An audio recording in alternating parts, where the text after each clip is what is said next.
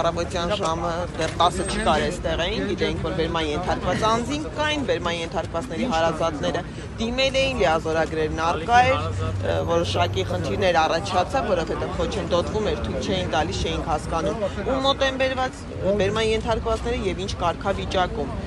Ժամը արդեն քանիսն էր, ամեն դեպքում ես բարձրացա իմ պաշտպանյալի մոտ, Հասմիկ Ամիրզադյանի մոտ, մնացածի մասով դեռ տեղեկություն չունեմ, ինչ փուլում է, ինչ վիճակում է, գործընկերներս էլ առավոտից այստեղ են, զանգահարել ենք մարդու իրավունքների պաշտպանին, զանգահարել ենք հակակոռուպցիոն կոմիտեի թեժգից, անձնապես ես գոնե թե երկու տեղը դիմել եմ, նաև գրավոր կարգով դիմել եմ կոմիտեի ղեկավարին, խնդրել եմ, որպեսզի վերացնի այս խախտումը եւ անհապաղ մեր ներգրավումը ապահովի։ Հասմիկ Ամիրզադյանով ես ներգրավվեցի, այս պահին մեղադրանք է ներկայացվել, քննարկվում է խափամամիջոցի հարցը։ Մեղադրանքին կանդրադառնաք։ Չէ, ես չեմ անդրադառնա այս պահին, ամեն դեպքում չի ընդունում մեղադրանքը։